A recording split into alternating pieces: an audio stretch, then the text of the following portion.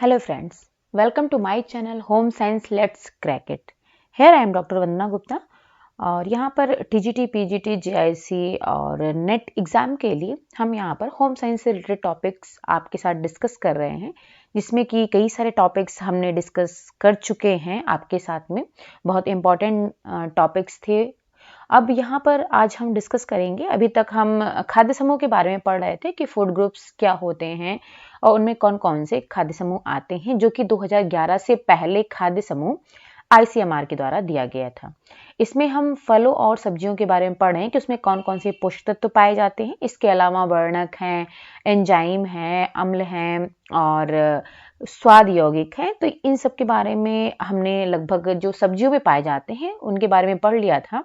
और फलों में हमने वर्णक कौन कौन से पाए जाते हैं ये हमने पिछली क्लास में डिस्कस कर लिया था। तो आज हम यहाँ पर पढ़ेंगे कि फलों में एंजाइमेटिक ब्राउनिंग और नॉन एंजाइमेटिक ब्राउनिंग, ये भी हम डिस्कस करेंगे। लेकिन इससे पहले हम डिस्कस करेंगे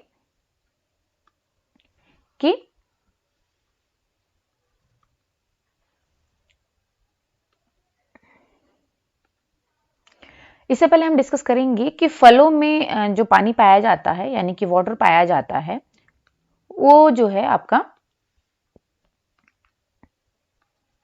कितने प्रतिशत तक होता है।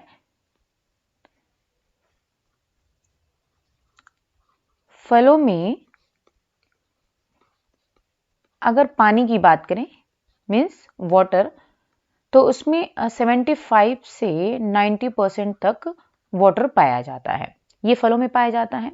इसके अलावा अगर हम सेलुलोज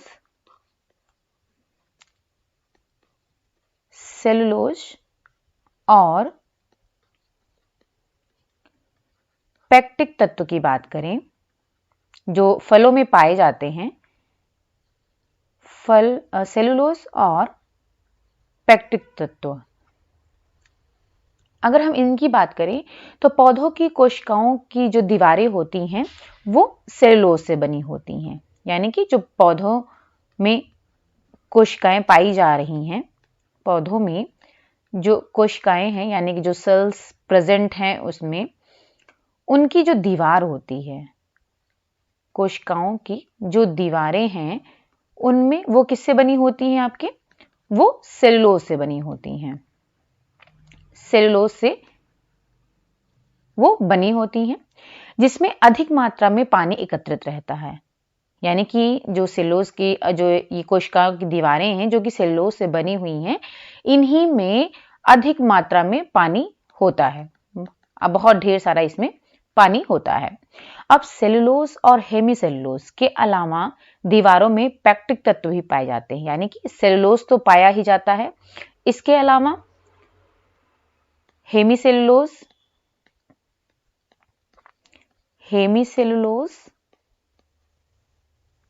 ये सब आपके पॉलीसैकेराइड्स हैं। ठीक है, यानी कि आप कह सकते हो ये आपके बहुशर्करा हैं, सेलुलोज, हेमीसेलुलोज और उसके बाद में आता है पेक्टिन। ठीक है, पेक्टिन या कह सकते हो पेक्टिक तत्व जो है ये भी इसमें दीवारों में पाए जाते हैं। ये कोशिकाएं एक दूसरे को बांध कर रखती हैं। अब जो इसमें पेक्टिक तत्व पाया जा रहा है यानी कि पेक्टिन जो इसमें पाया जा रहा है पौधों की कोशिकाओं की दीवारों में, उसमें क्या करता है कि ये एक दूसरे को बांध करके रखता है, ये काम होता है। अब यहाँ पर जब हम पेक्टिक तत्व की बात कर रहे हैं तो इसमें क्या होता है, जो क्वेश्चन हमारा पूछा जाता है, ये कई बार नेट एग्जाम में पूछा जा चुका है कि जो फलों में पेक्टिक तत्व पाए जाते हैं वो उनका सीक्वेंस दे देता है कि आपको लगाना होता है कि पहले जो वो प्रोसेस होती है पेक्टिक तत्व के फॉर्मेशन की, तो वो प्रोसेस को आपको सेट करना होता है। तो क्या है पहले, जैसे कि पहले क्या आता है कि प्रोटोपेक्टिन आता है। पेक्टिक तत्व की अगर हम बात करें, यहाँ पर पेक्टिक तत्व की हम बात कर रहे हैं तो सबसे पहले क्या आता है, प्रोटोपेक्टिन आता है।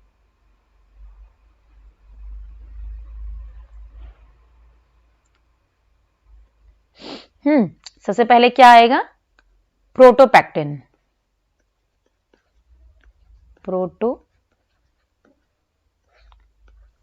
पेक्टिन आएगा सबसे पहले। अब प्रोटोपेक्टिन पाया कहां जाता है, तो ये आपका इंग्लिश में भी मैं लिख देती हूँ जिससे कि आप लोगों को समझने में कोई भी प्रॉब्लम ना हो। प्रोटोपेक्टिन, अब ये कहाँ पाया जाता है?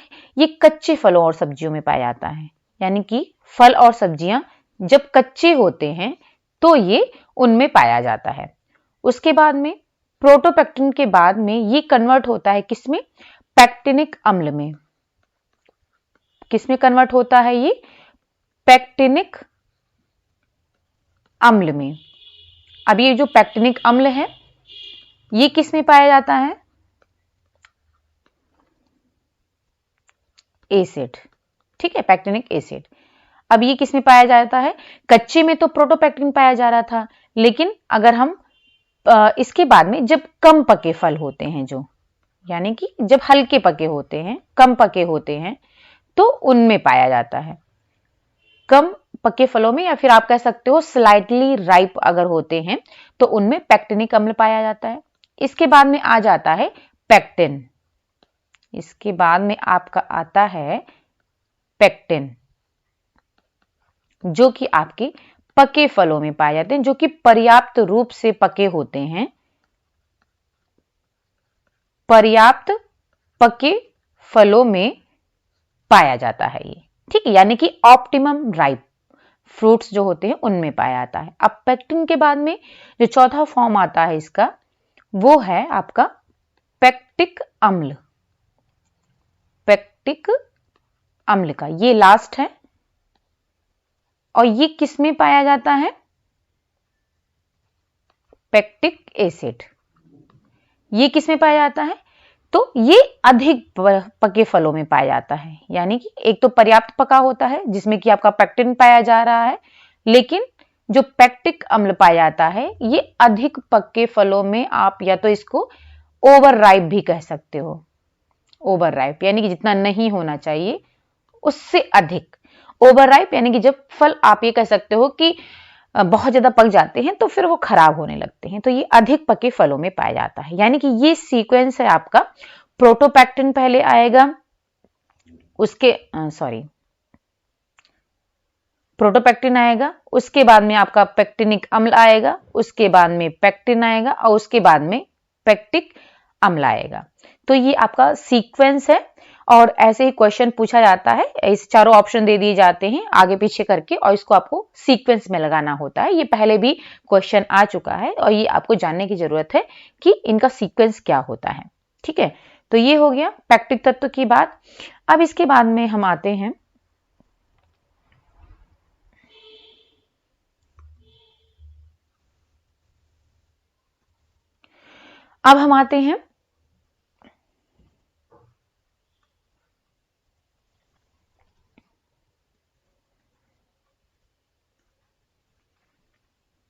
चलिए अब हम बात करते हैं, ये तो हो गया पेक्टिक तत्व की बात। अब आते हैं कि फलों में जो स्वाद यौगिक पाए जाते हैं। हम फलों की बात करें, अभी तक जो हमने स्वाद यौगिक की बात की है वो आपके किस में पाए जा रहे थे? वो पाए जा रहे थे आपके सब्जियों में। अब हम यहाँ पर जो बात करेंगे वो फलों में जो स्वाद यौगिक पाए जाते हैं उनकी हम बात करेंगे। तो लगभग दोनों में अगर हम बात करें फ्लेवर कंपाउंड्स की, तो वो सेम ही है, उसमें ज्यादा डिफरेंस नहीं है। फ्लेवर कंपाउंड्स,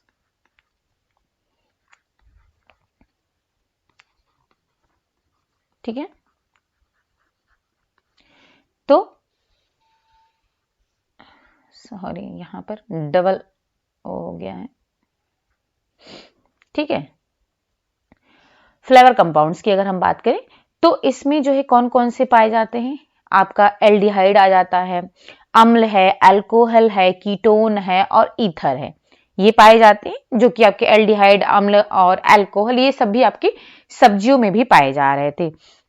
इसके अलावा शुगर है, टैनिन है, खनिज तत्व भी फलों के स्वाद को प्रभावित करते हैं और ये भी पाए जाते हैं। यानी कि क्या क्या चीज है आपका? शुगर, टैनिन, खनिज तत्व, ये भी इनमें पाए जाते हैं और इनके टेस्ट को, स्वाद को प्रभावित भी करते हैं। तो और इसके अलावा हमने ये भी बताया था कि फलों में आपके पॉलीफेनॉल, ये सभी फलों और सब्जियों में पाया जाता है। पॉलीफेनॉल ये सभी फलों और सब्जियों में लगभग पाया जाता है और यही जो है ऑक्सीकरण के लिए रिस्पॉन्सिबल भी होता है, यानी कि जो सब्जियों और फलों के कलर में चेंज आता है उसके लिए पॉलीफेनॉल ही रिस्पॉन्सिबल होता है, उत्तरदायी होता है।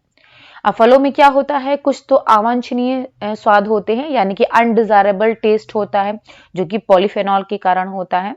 जो अनडिजायरेबल टेस्ट आता है यानी कि जो अवांछनीय टेस्ट आ रहा है वो आपके किसके कारण हो रहा है, पॉलीफेनॉल के कारण होता है जो फलों में होता है। जबकि यही पॉलीफेनॉल जब वाइन्स में पाया जाता है तो वहां पर डिजायरेबल टेस्ट देता है। यहां पर तो आपका फलों में क्या हो रहा है, ये अनडिजायरेबल टेस्ट दे रहा है जब ये पॉलीफेनॉल पाया जा रहा है, लेकिन जब ये वाइन्स में पाया जाता है, वाइन्स में जब ये पॉलीफेनॉल होगा तो वहां पर क्या करेगा, ये डिजायरेबल टेस्ट देता है। यानी कि इसको ये डिजायरेबल भी टेस्ट दे रहा है और अनडिजायरेबल भी, दोनों तरीके से, बस प्रोडक्ट यहां पर अलग है। यानी कि फलों और सब्जियों में अगर ये पाया जाएगा तो वहां पर ये अवांछनीय स्वाद देगा, अनडिजायरेबल टेस्ट देगा, और जब वाइन्स में पाया जाएगा तो वहां पर ये डिजायरेबल और या फिर आप कह सकते हो कि वांछनीय टेस्ट प्रदान करता है। अब बात करते हैं हम यहां पर जो हमारा आज का मेन टॉपिक है, एंजाइमेटिक ब्राउनिंग और नॉन एंजाइमेटिक ब्राउनिंग की। तो सबसे पहले एंजाइमेटिक ब्राउनिंग की बात करेंगे।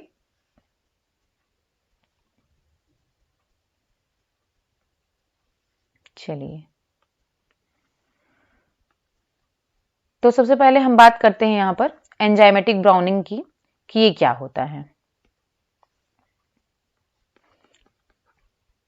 हिंदी में और इंग्लिश में लगभग आप एग्जाम में जो आएगा इसी को हिंदी में लिख देंगे, क्योंकि एंजाइमेटिक ब्राउनिंग को एज सच ही लिखा जाता है, तो आप इसको हिंदी और इंग्लिश में दोनों में आप इसको एंजाइमेटिक ब्राउनिंग ही कह सकते हो। चलिए, अब एंजाइमेटिक ब्राउनिंग होता क्या है, दो टाइप की ब्राउनिंग होती है, एक तो आपकी एंजाइमेटिक, दूसरा आपकी नॉन एंजाइमेटिक होती है। अब एंजाइमेटिक में क्या होता है, जब भी आप फल को काटते हो, जो कटा हुआ फल होता है, जब कटा हुआ फल, जैसे आपने फल को काटा, ठीक है, तो अब उसमें क्या होगा, जैसा कि हमने बताया कि पॉलीफेनॉल उसमें उपस्थित होता है फलों में, ठीक है, पॉलीफेनॉल उसमें उपस्थित रहता है। अब जब हम उसको काटते हैं तो जो फल में पॉलीफेनोलेज एंजाइम है, ठीक है, फल में पॉलीफेनॉल जब पाया जा रहा है तो उसमें एंजाइम भी होगा जिसे कि बोलते हैं पॉलीफेनोलेज एंजाइम कहा जाता है, या फिर इसको पॉलीफेनॉल ऑक्सीडेज एंजाइम भी कहा जाता है, कुछ भी आप कह सकते हो, ठीक है, पॉलीफेनोलेज या फिर पॉलीफेनॉल ऑक्सीडेज एंजाइम भी इसको हम कह सकते हैं। तो ये जो एंजाइम है, ये क्या होता है कि जब फल को हम कट करते हैं तो ये एंजाइम फलों के सतह पर आ जाता है और ये उसमें उपस्थित जो पॉलीफेनॉल एंजाइम है उस पर रिएक्ट करता है, ठीक है, और चूंकि जब हम काटते हैं तो फल ऑक्सीजन के संपर्क में आ जाता है और पॉलीफेनॉल जो है, फेनोलेज एंजाइम, ये सतह पर आ जाता है और ऑक्सीजन के संपर्क में आते ही, जैसे ही ऑक्सीजन का कांटेक्ट होता है, जो कि हमारे आसपास के वातावरण में ऑक्सीजन प्रेजेंट है, तो जैसे ही कट करते हैं और वो जो उसकी सतह है, यानी जो कटा हुआ सरफेस है, वो जैसे ही ऑक्सीजन के संपर्क में आता है तो ये जो पॉलीफेनोलेज एंजाइम है वो पॉलीफेनॉल पर क्रिया करने लगता है और क्या करता है कि ये जो है आर्थोक्विनोन,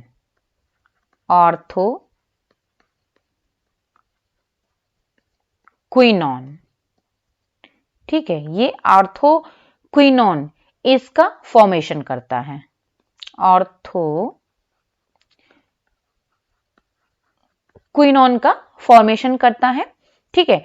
अब ये जो ऑर्थोक्विनोन है ये किस में कन्वर्ट होता है, ये आपके मेलानिन में कन्वर्ट हो जाता है। मेलानिन जो कि ये भी एक पिगमेंट है जो कि कलर प्रदान करने का, हमारे शरीर को जो कलर प्रदान कर रहा है वो मेलानिन के द्वारा ही है, ठीक है, जैसे कि हमने वर्णक पढ़ा आपके फलों में और सब्जियों में कि जो वो वर्णक की वजह से फलों और सब्जियों को रंग मिल रहे थे, उसी तरीके से मेलानिन है वो हमारे शरीर को रंग प्रदान करने का काम करता है।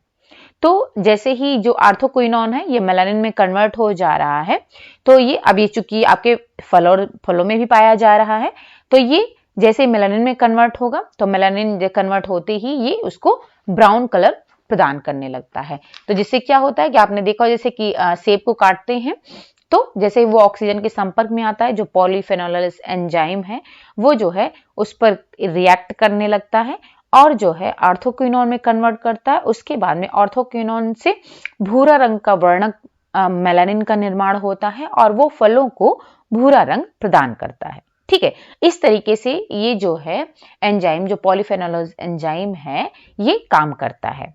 इस वजह से इसको एंजाइमेटिक ब्राउनिंग कह रहे हैं, क्योंकि यहाँ पर एंजाइम जो है महत्वपूर्ण भूमिका निभा रहा है। पॉलीफेनोलिस एंजाइम जो है उसी की क्रिया करने की वजह से ही मेलानिन का फॉर्मेशन हो रहा है और जो फल का कलर है वो ब्राउन हो जा रहा है, यानी कि भूरा हो जा रहा है। अब जो ये एंजाइमेटिक ब्राउनिंग है, इसको हम रोक भी सकते हैं, इसकी रोकथाम भी की जा सकती है। कैसे? तो देख लेते हैं।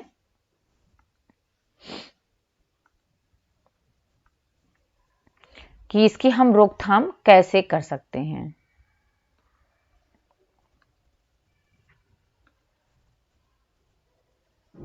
रोकथाम, कि अगर हम रोकथाम यानी कि आप ये कह सकते हो कैसे हम उसको प्रिवेंट कर सकते हैं, उसका प्रिवेंशन कैसे कर सकते हैं ब्राउनिंग से।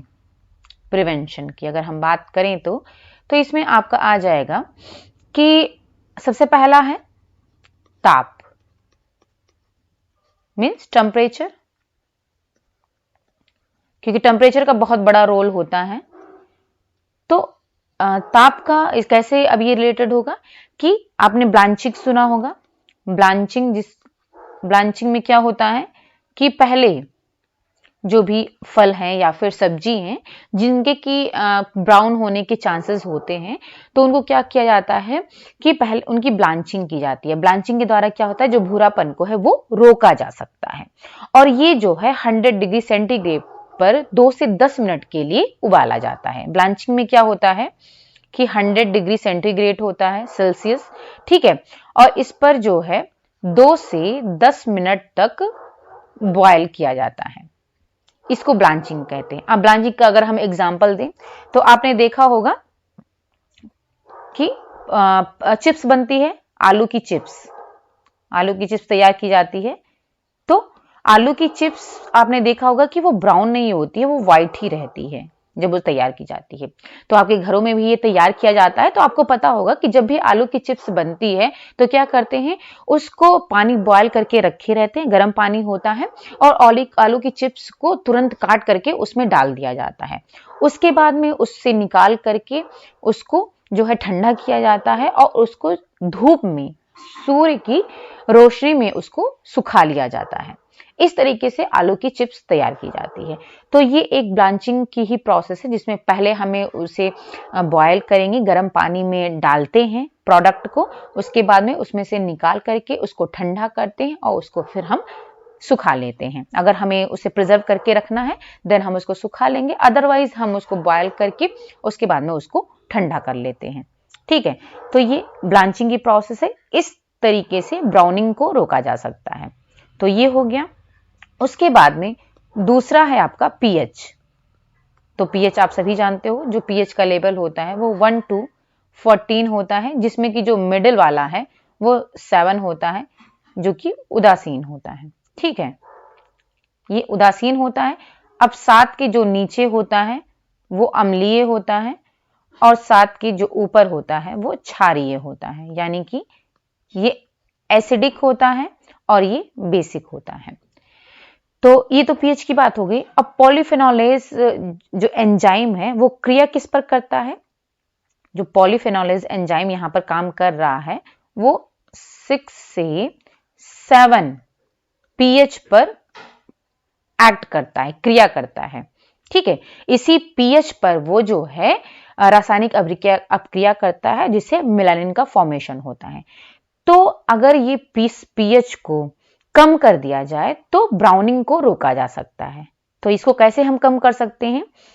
जो ये पीएच लेवल है 6 से 7 जिस पर कि पॉलीफेनोलेज एंजाइम काम कर रहा है, तो इसको हम सिट्रिक एसिड, जो कि आपके जितने भी सिट्रस फल हैं, खट्टे फल हैं, उनमें पाया जाता है। ठीक है, तो ये सिट्रिक अम्ल के से कम किया जा सकता है पीएच। और विटामिन सी भी आपके खट्टे फलों में पाया जाता है, विटामिन सी। ठीक है,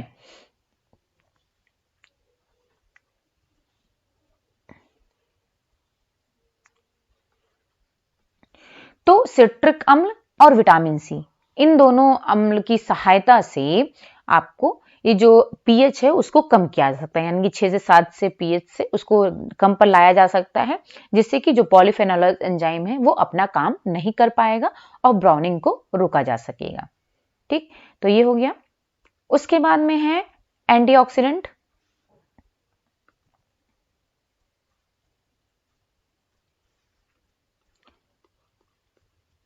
एक मिनट, एंटीऑक्सीडेंट। तो एंटीऑक्सीडेंट की मदद से भी ब्राउनिंग को रोका जा सकता है। अब एंटीऑक्सीडेंट की बात करें तो जैसे हमने विटामिन सी की बात की, तो वो आपका एंटीऑक्सीडेंट भी है और अम्ल भी है। ठीक है, और उसके साथ साथ में एक हाँ, एंटीऑक्सीडेंट है, अम्ल है और एक विटामिन भी है। तो इस तरीके से एंटीऑक्सीडेंट जो कि आपका विटामिन सी है उससे रोका जा सकता है। और भी अदर है विटामिन ए है, वो भी आपका विटामिन ई है, ये भी एंटीऑक्सीडेंट का काम करता है जो कि नेचुरल है। इसके अलावा बहुत सारे सिंथेटिक एंटीऑक्सीडेंट भी हैं, तो इनकी मदद से ब्राउनिंग को रोका जा सकता है। फिर उसके बाद में चौथा है ऑक्सीजन के संपर्क से रोकथाम। चौथा है ऑक्सीजन के संपर्क से रोकथाम करके यानी कि उनको ऑक्सीजन के संपर्क में ना आने दिया जाए। तो इस तरीके से भी ब्राउनिंग को रोका जा सकता है। अब जैसे कि फलों को जब काटा जाता है तो उनको पानी में रख करके ही काटा जाए या फिर तुरंत जैसे ही कट करें उसे पानी में डाल दिया जाए। दूध का उपयोग करके रोका जा सकता है। दूध है, दही है, जूस है, हनी गीले कपड़े में रख करके भूरापन को बचाया जा सकता है, यानी कि इसकी रोकथाम की जा सकती है। यानी कि अब जैसे कि हम अगर पानी में रख देंगे, दूध में रख देंगे, दही में रख देंगे और या फिर उसको जूस में रख देंगे, हनी में रख देंगे, गीले कपड़े में रख देंगे, तो क्या होगा कि वो जो है ऑक्सीजन के संपर्क में नहीं आएगा। ठीक, क्योंकि उसके ऊपर पानी की, दही की, दूध की, जूस की उसकी लेयर होगी, तो वो ऑक्सीजन के संपर्क में नहीं आएगा। ऑक्सीजन संपर्क में नहीं आएगा तो वो रासायनिक अपक्रिया नहीं होगी और पॉलीफेनोलेज एंजाइम वो एक्ट नहीं कर पाएगा, जिससे कि मेलानिन का फॉर्मेशन नहीं होगा और ब्राउनिंग कॉज नहीं करेगा। ठीक है, अब ये हो गया। अब इसके बाद में हम बात कर लेते हैं नॉन एंजाइमेटिक ब्राउनिंग की। दूसरा है हमारा नॉन एंजाइमेटिक ब्राउनिंग। ये तो हो गई हमारी एंजाइमेटिक ब्राउनिंग की बात। अब बात करते हैं नॉन एंजाइमेटिक ब्राउनिंग की। तो ये आपके दो टाइप के होते हैं। पहला है जिसे कहते हैं कैरामलाइजेशन।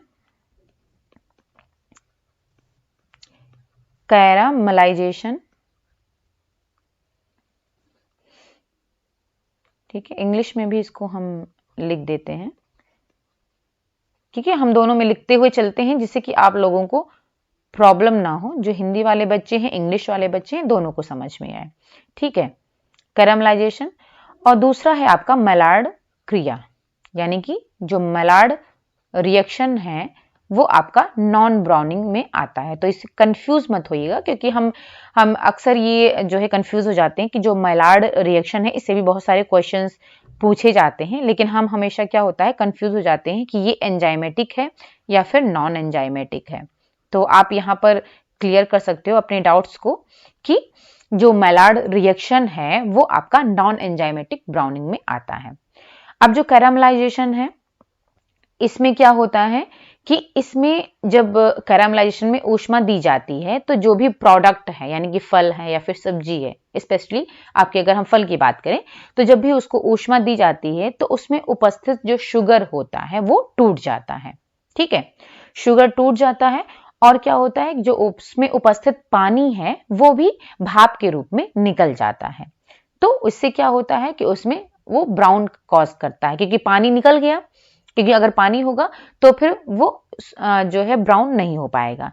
तो पानी भाप के रूप में जो है निकल जाता है जब ऊष्मा दी जाती है, और जो उसमें उपस्थित शुगर है वो टूट जाता है और वो ब्राउनिंग कॉज करता है।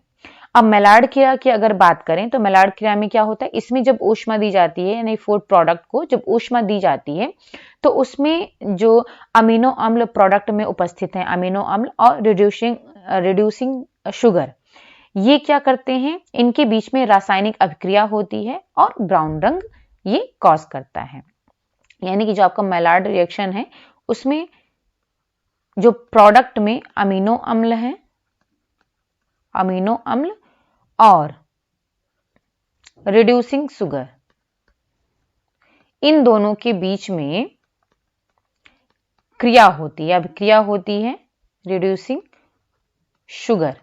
ठीक है, इनके बीच में अभिक्रिया होती है और जो है वो पदार्थ को ब्राउन रंग प्रदान करता है। और कैरामलाइजेशन में हमने बताया ऊष्मा देने पर पानी तो निकल जाता है और जो शुगर है वो टूट जाता है। तो ये आप जो है जो इसमें अगर आपको कंफ्यूजन है तो आप ढूंढ सकते हो कि कैरामलाइजेशन क्या है और मेलार्ड क्या है। अब आज में देखना, इसमें दोनों में देखा आपने कि कैरामलाइजेशन और जो मेलार्ड क्या है, इसमें क्या हुआ कि इसमें कहीं भी एंजाइम का कोई रोल नहीं दिखा आपको, इसी वजह से इसको नॉन एंजाइमेटिक ब्राउनिंग कहते हैं। और जबकि एंजाइमेटिक ब्राउनिंग में हमने बताया कि उसमें पॉलीफिनोलेज एंजाइम का बहुत इंपॉर्टेंट रोल होता है ब्राउनिंग कॉज करने में। तो ये हो गया हमारा ब्राउनिंग और नॉन ब्राउनिंग क्या होता है।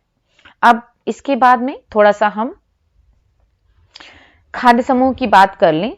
तो जो आईसीएमआर के द्वारा खाद्य समूह दिया गया है, ठीक है, चलिए उसकी बात हम बाद में करेंगे। इससे पहले हम यहां पर ये जो आपके Harvard school of public health है, Harvard school of public health, ठीक है, इसमें जो है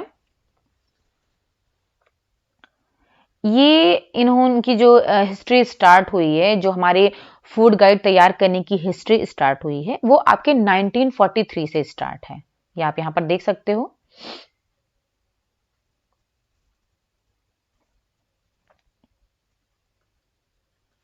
ये आपके 1943 से स्टार्ट है, ठीक है। अब 1943 से चूंकि ये स्टार्ट है तो पहले क्या था, पहले आपका ये पिरामिड आया, ठीक है, ये आप देख लो यहां पर। पहले ये वाला फूड गाइड आया जिसमें कि आपके 7 ग्रुप थे, ठीक है, पहले 7 ग्रुप भी दिया गया था। उसके बाद में आपका आया 1955 में ये डेली फूड गाइड, ये आया। उसके बाद में फिर 1977 में ये वाला फूड गाइड आया, ठीक, और 1992 में फिर फूड गाइड पिरामिड आया, ठीक है। 1992 में फूड गाइड, सॉरी 1977 में ये नहीं आया था, ये 1992 में आया है। आपका जो फूड गाइड पिरामिड आया है ये वाला आप यहां पर देख सकते हो, सॉरी, जो ये वाला पिरामिड है आपका, ठीक है, ये आपका आया है 1992 में, ठीक है। थोड़ी सी हिस्ट्री हम यहां पर डिस्कस कर रहे हैं, तो ये आपका 1992 में आया है। और यहां पर जो माई पिरामिड करके है, ये आप देख सकते हो, जो माई पिरामिड करके है ये आपका आया है 2005 में, ठीक है। तो यहां पर फूड गाइड पिरामिड आपका आया 1992 में, उसके बाद में 2005 में माई पिरामिड आया, फिर इसके बाद में 2005 में ही इसमें इनको कुछ जो भी कंफ्यूजन रही होगी कि इसमें और क्या चीजें ऐड करनी चाहिए, तो HSPH यानी कि Harvard school of public health, इनके द्वारा फिर जो है ये वाला पिरामिड दिया गया, ठीक है, यानी कि हेल्दी ईटिंग पिरामिड, ये वाला पिरामिड फिर जो है दिया गया, ये आपका 2005 में आया, ठीक है।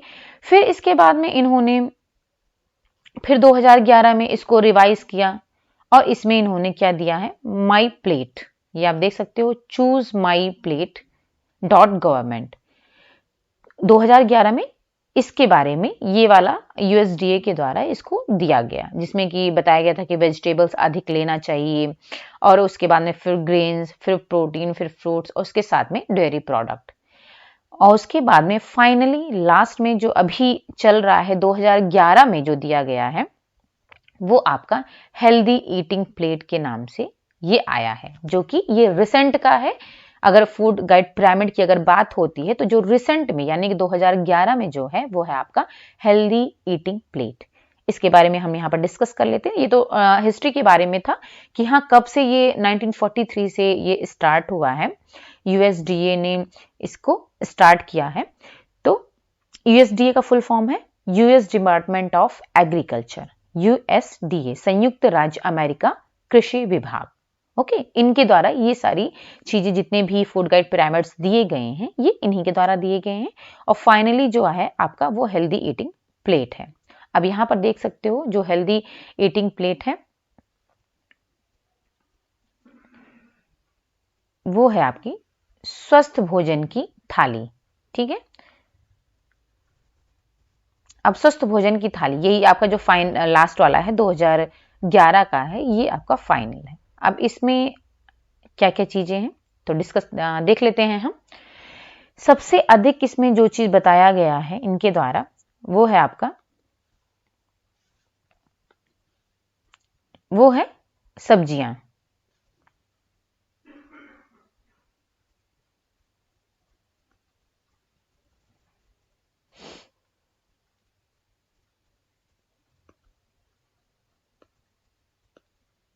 एक मिनट, ठीक है।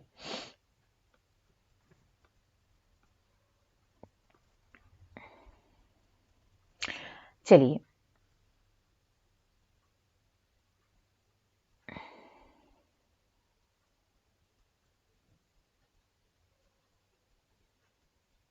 हाँ चलिए छोड़िए। हाँ तो यहाँ पर जो बताया गया है उसमें आपका ये जो हेल्दी ईटिंग प्लेट है जो लास्ट वाला है, जिसमें कि आपका है, आप देख सकते हो कि इसमें सबसे अधिक बताया गया है कि सब्जियों के बारे में, यानी कि आप सब्जियां कितनी लेनी चाहिए। तो सब्जियां जो हैं उसमें बताया गया है, आप देख सकते हो, स्वस्थ संयंत्र तेलों या वेजिटेबल ऑयल जैसे कि जैतून या फिर ऑलिव, कनोला, सरसों, इनसे का खाना पकाने में, सलाद में या फिर टेबल पर उपयोग करें।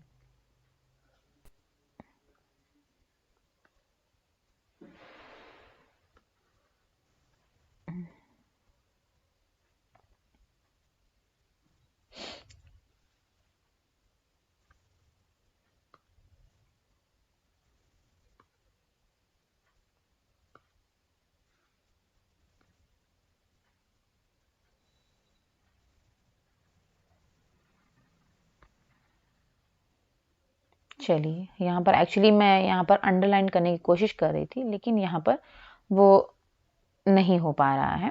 चलिए कोई बात नहीं। तो अब यहाँ पर क्या है कि जो स्वस्थ इन्होंने बताया कि जो सब्जियों में बताया कि कनोला, सरसों, जैतून और जो ऑलिव ऑयल यानी कि जो वेजिटेबल ऑयल्स हैं उनको खाना पकाने में, सलाद में या फिर टेबल पर उपयोग करना चाहिए।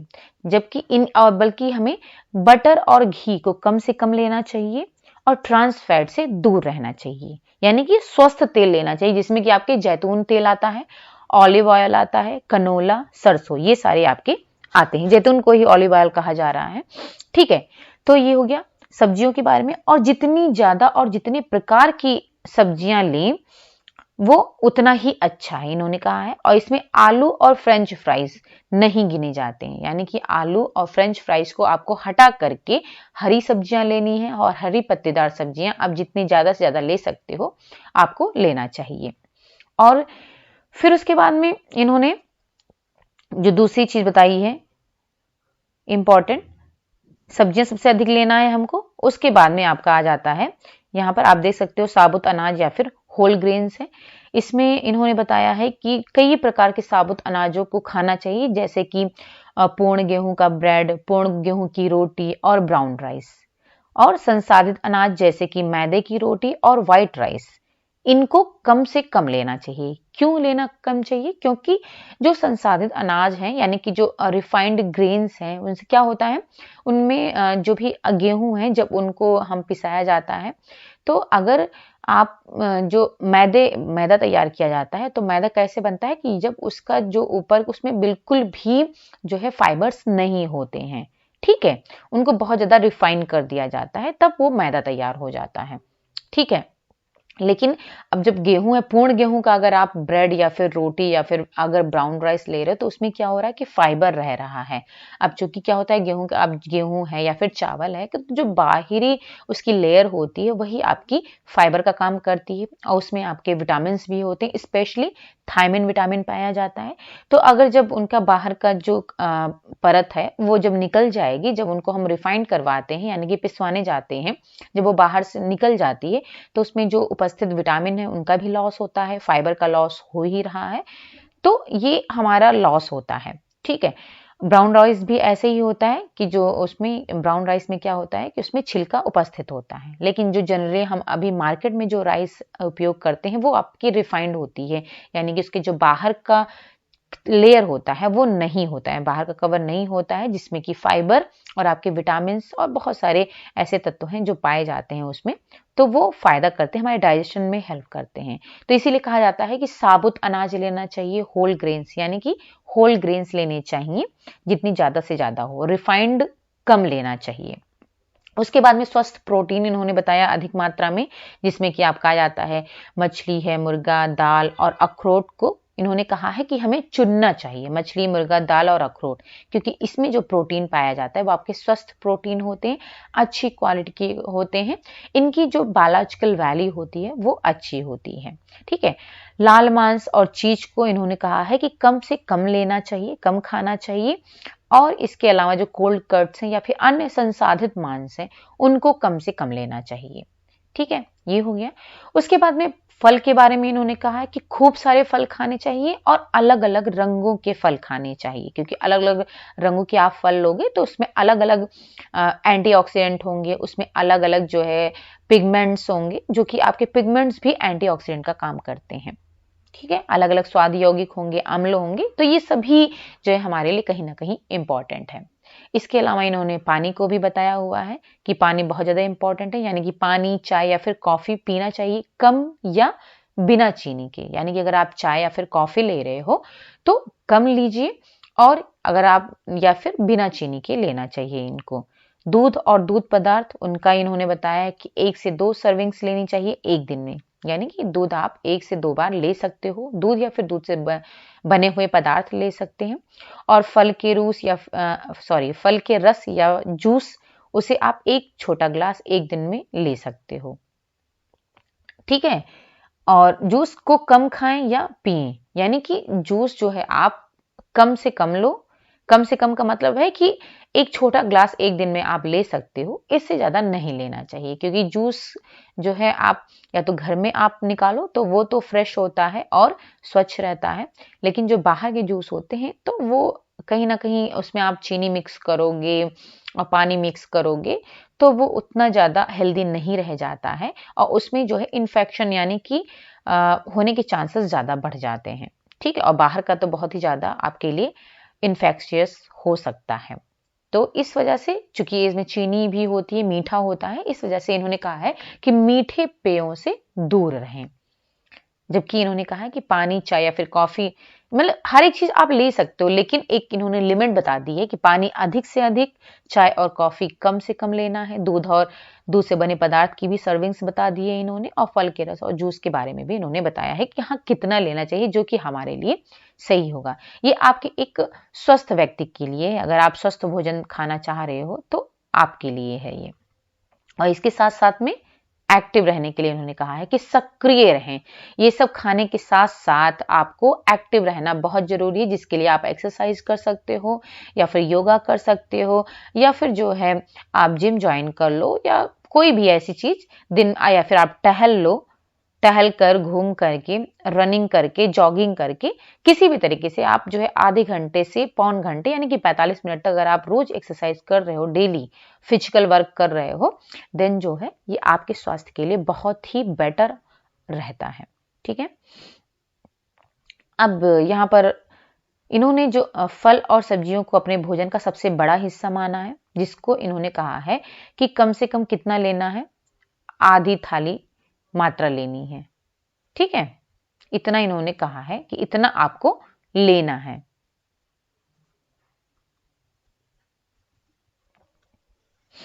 ठीक है, आधी थाली मात्रा इन्होंने लेने के लिए कहा है।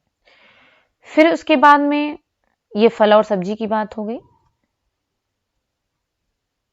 और इन्होंने कहा कोशिश करें कि अनेक रंगों और कई प्रकार के फल और सब्जियां खाएं और इन्होंने कहा आलू सब्जी नहीं खाना है आपको, और आलू के खाने से क्योंकि क्या होता है कि आलू के खाने से रक्त शर्करा या फिर ब्लड ग्लूकोज पर नकारात्मक असर पड़ता है, ये इन्होंने कहा है।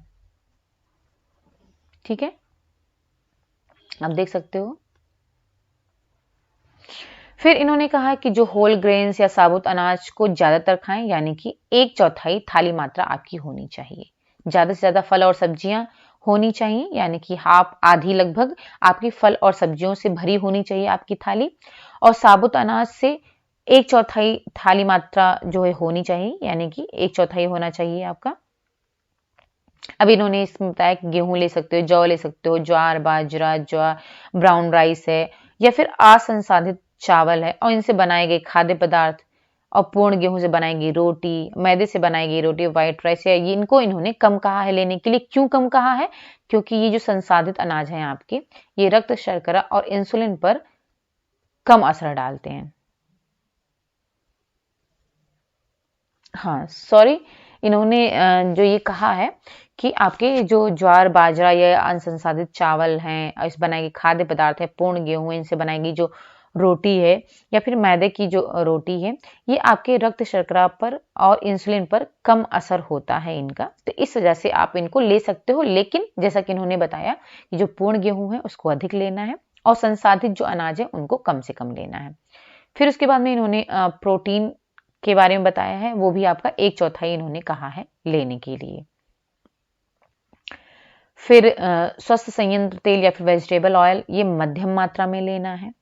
पानी और चाय और कॉफी इन्हें पीने के लिए बताया, लेकिन जैसा कि भी हमने पहले डिस्कस कर लिया है कि जो मीठे हैं उन्हें कम से कम लेना है, मीठे पेय को, और सक्रिय रहना है, यानी कि कहा है स्वस्थ भोजन की थाली की प्लेट पर वह लाल रंग की भागती हुई आकृति आपको याद दिलाने के लिए है कि सक्रिय रहना भी वजन संतुलन के लिए आवश्यक है।